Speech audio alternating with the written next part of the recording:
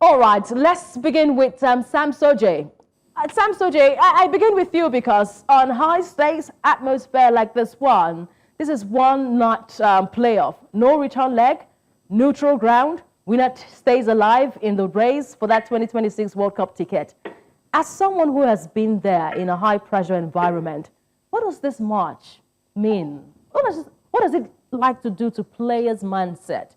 And what becomes the biggest psychological battle for the Super Eagles of Nigeria?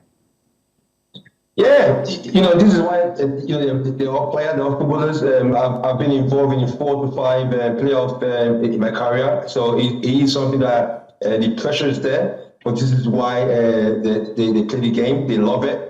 I think they're just going to take it easy. I think once the whistle goes, they're all going to just concentrate. We love games like this. Pressure is what makes you play well and entertain. But playoff is a different ball game when it comes to football. It's different from a league game or even a finals. Having playoff is more. The pressure in playoffs are even harder because it's all about who turns up on the day. Form goes out the window. The only thing that we're happy about right now, I think we just cracked it at the right time. We're going into this game with so much confidence, with so much goals in the team. So I think the players have done themselves really justice for getting to this point. Getting into this point.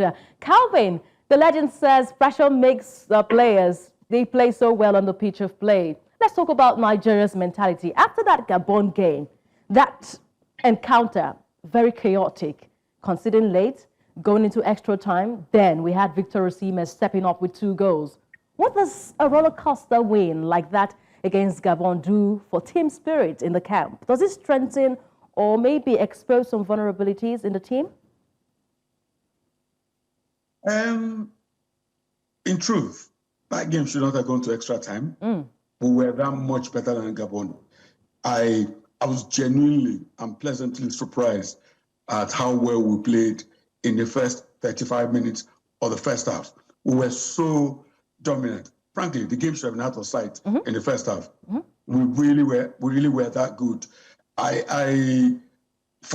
For them to have this is the way they came back from. They came back from 2 things. They came back from the very late equalizer, Lemina's deflected effort, and then Victor Osimhen's awful miss. They came back from those. This is what I loved about them. They dusted themselves down. I thought, nah, we'll go again. And they just went into that second half and battered Gabon to submission. That, for me, shows a mentality that I'm actually proud of, that they have. It shows people who are prepared to recover. Somebody was saying somewhere that, what if the referee had given the penalty and Gabon had taken the lead? I don't really think that if Gabon had taken the lead, that would have affected these boys. It wouldn't have. And that, for me, is a great credit to how Eric Chelle has spoken to them. And I also believe that they are genuinely determined not to mess up this second chance of qualifying for the World Cup. So it would give them confidence going into this evening's game that we can take on anybody. We can, and I think they can. Okay, so much confidence, a vote of confidence for the Super Eagles of Nigeria, and I'm sure that Sam Sodje, you also share that same vote with Calvin. We know what money can do at the moment, even in Nigeria. We saw the players rewarded immediately after that in their dressing room. After that game against Gabon, $30,000 for each goal they scored, and they scored 4 goals. Now, from your experience, Sam, how do incentives like this affect a squad heading into a decisive match like this against DR Congo? Does it lift the morale, or maybe does it introduce added pressure on the players heading into their next game? I'll surprise you. It doesn't really give them anything. I think these are big players. We've played the game for a long time. I don't think promising us money does anything. We're already hype already. The stage is already up there. So no matter amount of money you give to them, maybe when they score a goal, it will go in their head. That I think it's after the game they realize, okay, we're winning some money. But from now till when they get on the pitch, I don't think promising them money would do anything. But it's nice. It's a good motivation from fans. But for the players, from experience, I don't think I'll go into any game thinking I need to score a goal because of $30,000. I think they're just going to go and try and beat Congo with the intention of beating Congo. It's a good gesture, but I don't think the money will be what they'll be looking at. I think these players are up for it, regardless of whatever comes in the way. Thank you, Sam. It's about this 30,000 they received after that game against Gabon, because you know that money was a reason for a training boycott. And now the money is coming, you know, like a spree, even in the dressing room. What observation do you share at the moment, even after they received 30,000 for each goal scored against Gabon? No, I think, I'm sorry, is that for me? It was for Calvin, but please go ahead. I think Calvin. Go on, Kevin. You go on. Go on, Kevin. You see, I agree completely with Sam with regards to this money. There are players there. I think there are 4 or 5 of them who actually play in England. That $30,000 is not up to their weekly wages. And this $30,000 will be shared by everybody in the squad. So we should forget money is not the incentive for these boys going into this tournament, going into these matches. These guys want to play at the World Cup. Let me take your mind back to please do to the AFCON. Do you see? Remember when we got to the final, right? When these players got back to their club sides, did you see the videos of how they were received when they got back to their club sides? The best part was when Hala returned to Dortmund and the big celebration they made for him. He scored the winner. Cote d'Ivoire won the AFCON. These boys know that when they qualify for the World Cup, when they go back to their clubs, they are celebrated. It affects their contracts. So playing at the World Cup and everything tied to it is so much more important to them. It's so much more important to them. We have only 4 players there. Only 4 players there were in the Nigerian team at the 2018 World Cup. So the likes of Osimhen, Bassi, Akpo Adams, all this Chukwueze, they all want to be at the World Cup. So Moses Simon was missed 2018 through injury. So Moses Simon is going to do everything he can to ensure that he's there at this World Cup. So yeah, money might be good. It might help them, some people around them, but that is not. That is far from their motivation going into these matches. Okay. Sam, please continue with your thoughts. Yeah, I just go off what he's saying. Like, I've been there before. When we come to the national team, I will get paid lots of dollars. We don't even bring a penny back to London.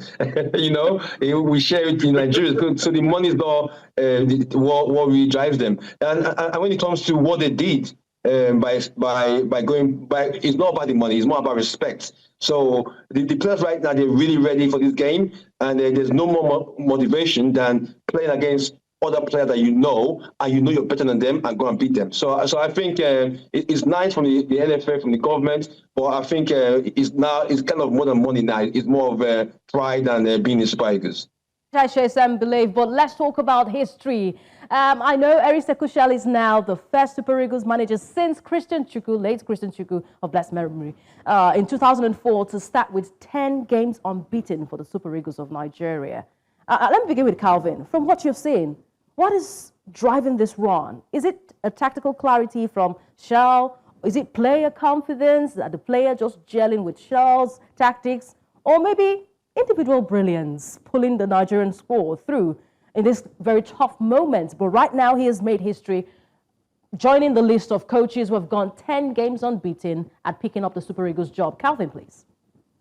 I like Eric. He's shown me, he's also shown the players that he is not shy in making the big decisions.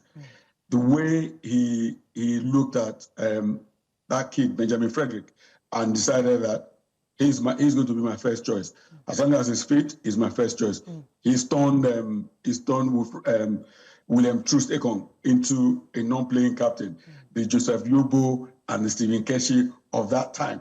And that for me tells everybody in the squad that if you're good enough, if you are in form, you will play. Your reputation does not matter.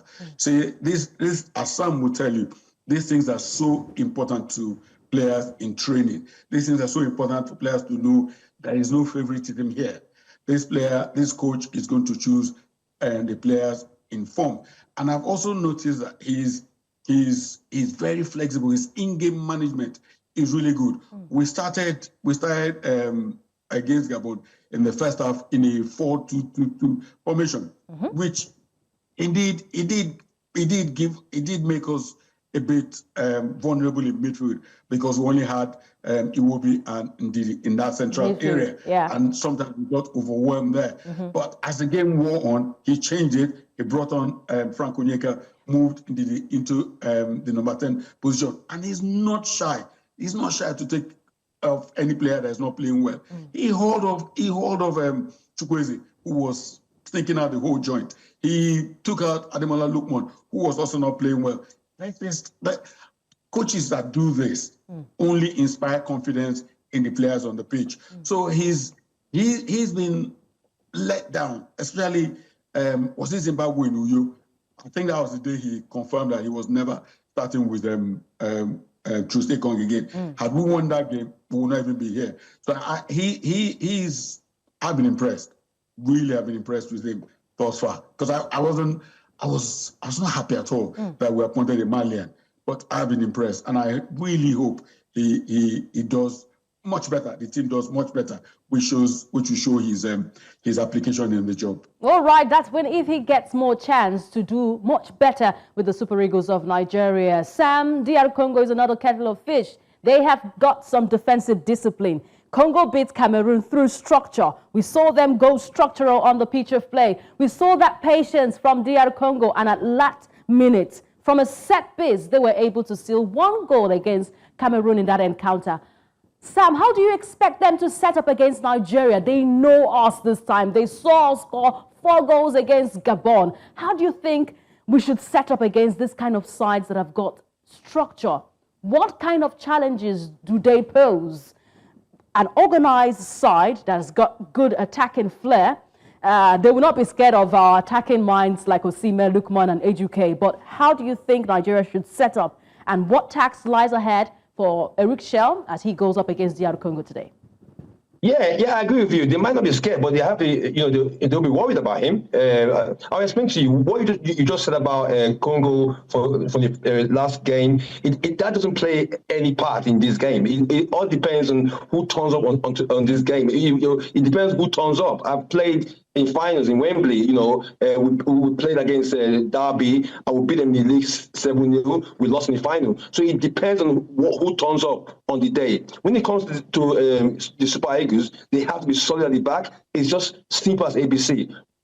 Your performance sometimes, if you perform well, yeah, you win. But in games like this, your performance sometimes you just have to turn up on the day.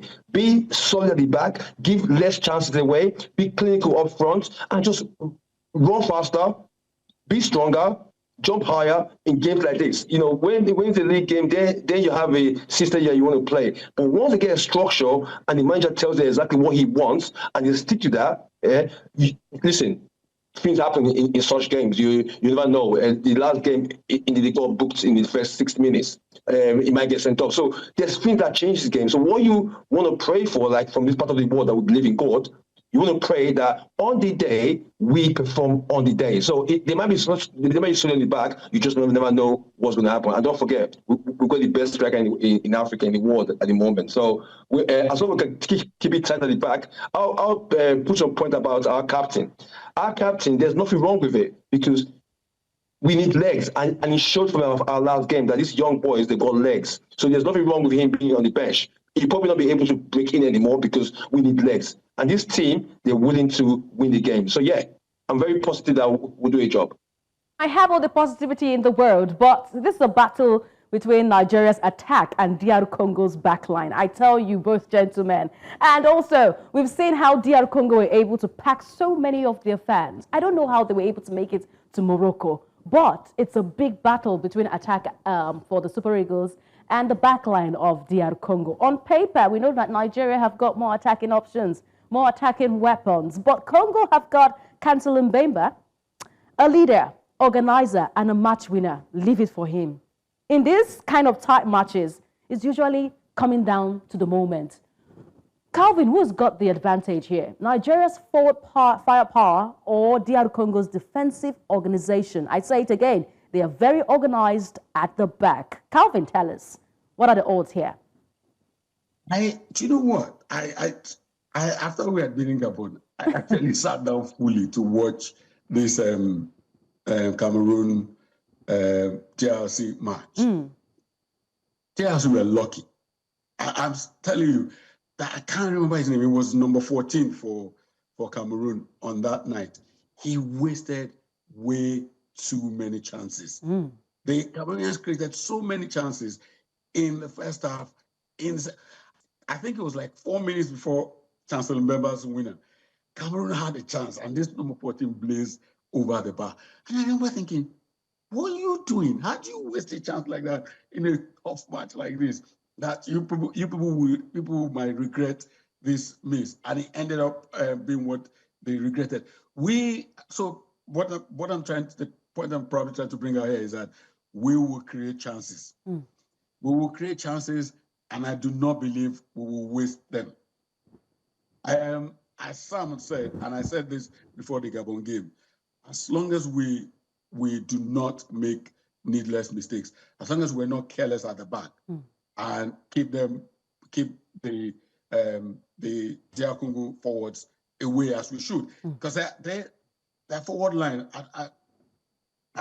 sincerely, I'm not too worried about the forward line. I just don't want us to make mistakes and give up unnecessary chances. Okay. Given that we have the firepower to take this game to them, and I really, hand on heart, I'll be surprised if we don't win this game today. I remember that we had so many chances in the first half in that game against Gabon, and we kept wasting them, throwing them to the wind. Let's talk about Victor Osimhen right now, his influence in that team, because it's like without Victor, Super Eagles are just nowhere to be found. Osimhen has 5 goals in his last 2 games, and he leads the Champions League scoring charts at the moment. But we also saw nerves creep in his finishing against Gabon that made this thing run into extra time. Sam, how important is his composure and decision-making skills in a very tense and low-chance match like this against DR Congo?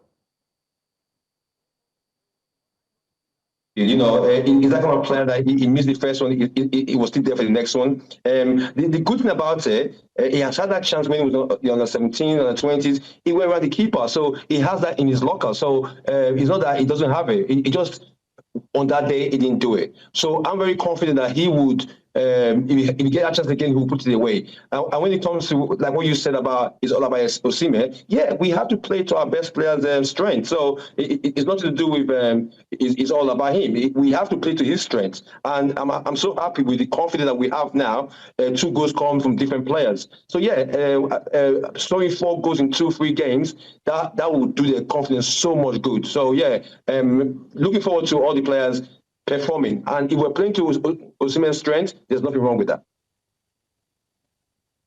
Right now, Calvin, one of the biggest questions that Nigerians have got is that midfield balance. Are we balanced in the midfield? When everyone thought that the caution cards would make Wilfred Ndidi sit out this one, a lot were happy because they saw Frank Onyeka and what he brought to the table when he was substituted in.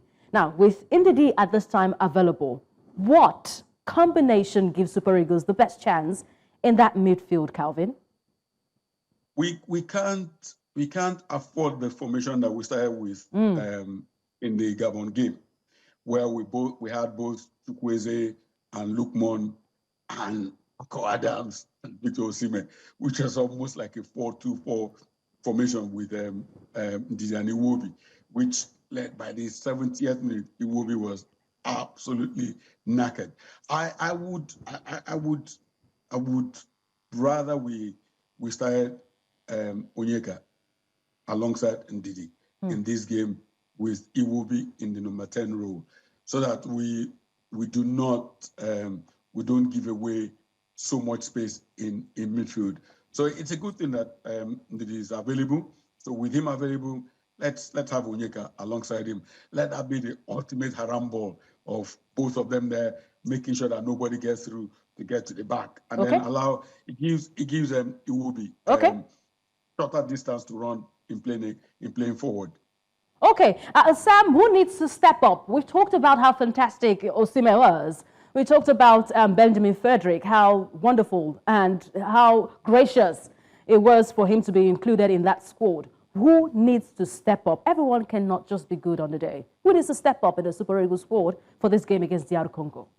We need the midfielders. That creativity has to come in, because without you can see Ndidi was doing the passes. We need Iwobi to be more involved. We need Chukwueze to be more involved and get on the ball. But my main point in such a game is the keeper. The keeper has to understand that he has to calm down. Whatever is going on, maybe in his personal life, we need a psychology in that camp to talk to him. Listen, we scored 4 goals. He went on and celebrated 4 goals. If I was on that pitch, I would be screaming my head off. You don't need to go and celebrate for 4 goals. If it's 1 goal or a goal scored in the last minute and the keeper comes and celebrates, fair enough. Not every game. You need to keep your head down. You need to be at your goal line and concentrate and be the giant that we know you to be. Because he's a top keeper. So that is what you can't cost us a game. Because if you keep doing what he's doing, he will cost us a game in a bad moment. Celebrating goals with players is a no-no. If it's one time, fair enough. Not every time. He has to calm down. But to answer your question about who needs to step up, everyone needs to step up. Everyone needs to be on the game on the day. But yeah, if the midfielders can do their job properly and create these chances for the strikers, our power up front is just incredible. Give me your prediction ahead of the game before I talk to Calvin. Oh, definitely. I'm looking at 3-1, 3-0. Okay. Calvin, do you think we'll have this job done in 90 minutes or we'll go to extra time? I don't care. I don't care. So I said this about the Gabon game also. I don't care. I just want Super Eagles to get through. Don't get through. However, you were asking who needs to step up. No, I need every player that gets on that pitch to show in minimum 7/10 performance. Every player on that pitch, minimum 7/10 performance. If they all give us minimum 7/10 performance, we'll be fine and we'll get through. Even if we get through, even if it's on penalties, as long as we get through, we need to be at the 2026 World Cup. All right, give me your prediction. We have Sam saying 3-1. What's yours? I'll take 1-0. Wow, okay. Wait and see. 8 p.m. West African time. Big decider between Nigeria and DR Congo. Who wants this the most? Who wants to go to the intercontinental playoffs? Oh, we've been speaking to 2 wonderful gentlemen. We have ex-international Sam Sodje and a publisher, ACLSports, Calvin Onwuka. Thank you both, gentlemen, for being on the show. We wish the Super Eagles all the best, and we'll be hoping that we'll return back on this show with smiles on our faces. Thanks, Melvin. Thank you.